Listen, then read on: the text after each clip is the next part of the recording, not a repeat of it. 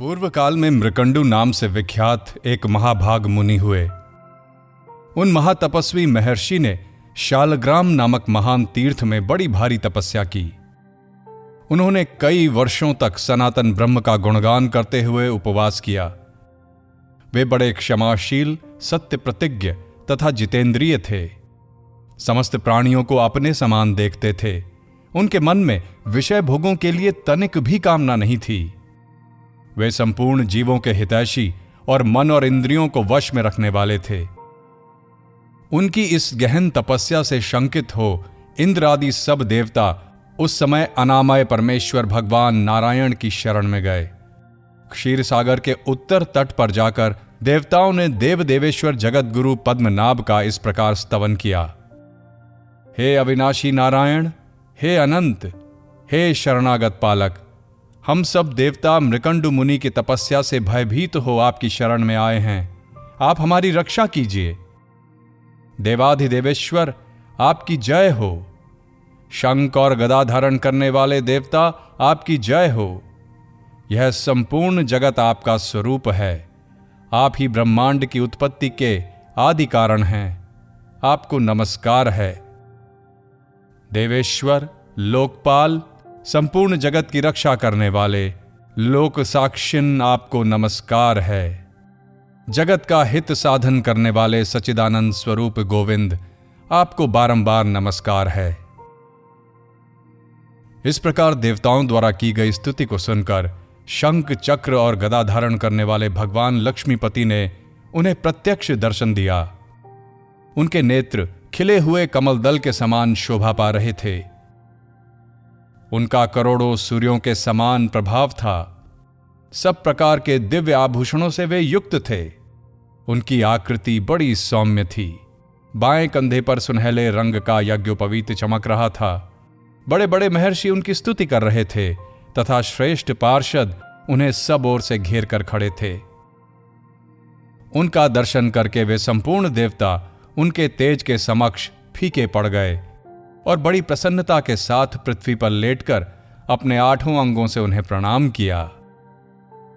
तब प्रसन्न हुए भगवान विष्णु प्रणाम करने वाले इंद्रादि देवताओं को आनंदित करते हुए गंभीर वाणी में बोले, देवताओं, मैं जानता हूं मृकंडु मुनि की तपस्या से तुम्हारे मन में बड़ा खेद हो रहा है, परंतु वे महर्षि साधु पुरुषों में अग्रगण्य हैं, अतः तुम्हें कष्ट नहीं देंगे। श्रेष्ठ देवताओं, जो साधु पुरुष हैं वे संपत्ति में हो या विपत्ति में किसी प्रकार भी दूसरे को कष्ट नहीं देते। वे स्वप्न में भी ऐसा नहीं करते। सज्जनों, जो मानव संपूर्ण जगत का हित करने वाला, दूसरों के दोष न देखने वाला तथा ईर्ष्या रहित है, वह इहलोक और परलोक में साधु पुरुषों द्वारा निःशंक कहा जाता है। सशंक व्यक्ति सदा दुखी रहता है और निःशंक पुरुष सुख पाता है। अतः तुम लोग निश्चिंत होकर अपने अपने घर जाओ। मृकंडु मुनि तुम्हें कोई कष्ट नहीं देंगे। इसके सिवा तुम्हारी रक्षा करने वाला मैं तो हूं ही, अतः सुखपूर्वक विचरो। इस प्रकार अलसी के फूल की भांति श्याम कांति वाले भगवान विष्णु देवताओं को वर देकर उनके देखते देखते वहीं अंतर्धान हो गए। देवताओं का मन प्रसन्न हो गया। वो जैसे आए थे उसी प्रकार स्वर्ग को लौट गए। भगवान श्रीहरि ने प्रसन्न होकर मृकंडु को भी प्रत्यक्ष दर्शन दिया। जो स्वयं प्रकाश, निरंजन एवं निराकार पर ब्रह्म हैं, वही श्याम सुंदर विग्रह धारण करके प्रकट हो गए।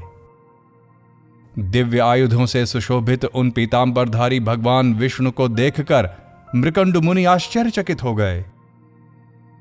उन्होंने ध्यान से आंखें खोलकर देखा, भगवान विष्णु सम्मुख विराजमान हैं।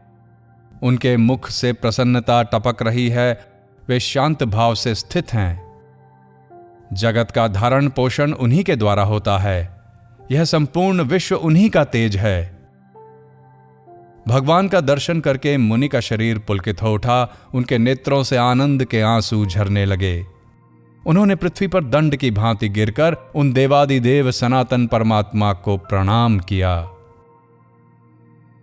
फिर हर्षजनक आंसुओं से भगवान के दोनों चरण पखारते हुए वे सिर पर अंजलि बांधे उनकी स्तुति करने लगे। मृकंडू जी बोले, परमात्म स्वरूप परमेश्वर को नमस्कार है, जो पर से भी अति परे हैं, जिनका पार पाना असंभव है, जो दूसरों पर अनुग्रह करने वाले तथा दूसरों को संसार सागर के उस पार पहुंचा देने वाले हैं, उन भगवान श्री हरि को नमस्कार है। जो नाम और जाति आदि की कल्पनाओं से रहित हैं, जिनका स्वरूप शब्द आदि विषयों के दोष से दूर है, जिनके अनेक स्वरूप हैं तथा जो तमोगुण से सर्वथा शून्य हैं, उन स्तुति करने योग्य परमेश्वर का मैं भजन करता हूं। जो वेदांत वेद्य और पुराण पुरुष है, ब्रह्मा आदि से लेकर संपूर्ण जगत जिनका स्वरूप है, जिनकी कहीं भी उपमा नहीं है तथा जो भक्त जनों पर अनुग्रह करने वाले हैं, उन स्तवन करने योग्य आदि परमेश्वर की मैं आराधना करता हूं। जिनके समस्त दोष दूर हो गए हैं, जो एकमात्र ध्यान में स्थित रहते हैं, जिनकी कामना निवृत्त और मोह से दूर है, ऐसे महात्मा पुरुष जिनका दर्शन करते हैं, संसार बंधन को नष्ट करने वाले उन परम पवित्र परमात्मा को मैं प्रणाम करता हूं। जो स्मरण मात्र से समस्त पीड़ाओं का नाश कर देते हैं, शरण में आए हुए भक्त जनों का पालन करते हैं, जो समस्त संसार के सेव्य हैं तथा संपूर्ण जगत जिनके भीतर निवास करता है, उन करुणा सागर परमेश्वर विष्णु को मैं नमस्कार करता हूं। महर्षि मृकंडू के इस प्रकार स्तुति करने पर शंख चक्र और गदा धारण करने वाले भगवान विष्णु को बड़ी प्रसन्नता हुई। उन्होंने अपनी 4 विशाल भुजाओं से खींचकर मुनि को हृदय से लगा लिया और अत्यंत प्रेम पूर्वक कहा, उत्तम व्रत का पालन करने वाले मुनि, तुम सर्वथा निष्पाप हो। तुम्हारी तपस्या और स्तुति से मैं बहुत प्रसन्न हूं। तुम कोई वर मांगो, सुव्रत, तुम्हारे मन को जो भी अभीष्ट हो वही वर मांग लो। मृकंडु मुनि ने कहा, देव देव जगन्नाथ, मैं कृतार्थ हो गया, इसमें तनिक भी संशय नहीं है, क्योंकि जो पुण्यात्मा नहीं है उनके लिए आपका दर्शन सर्वथा दुर्लभ है। ब्रह्मा आदि देवता तथा तीक्ष्ण व्रत का पालन करने वाले योगीजन भी जिनका दर्शन नहीं कर पाते, धर्मनिष्ठ यज्ञों की दीक्षा लेने वाले यजमान, वीत राग साधक तथा ईर्ष्या रहित साधुओं को भी जिनका दर्शन दुर्लभ है, उन्हीं परम तेजोमय आप श्री हरि का मैं दर्शन कर रहा हूं। इससे बढ़कर दूसरा क्या वर मांगूं? जगतगुरु जनार्दन, मैं इतने से ही कृतार्थ हूं। अच्युत, महापातकी मनुष्य भी आपके नामों का स्मरण करने मात्र से आपके परम पद को प्राप्त कर लेते हैं। फिर जो आपका दर्शन कर लेता है, उसके लिए तो कहना ही क्या।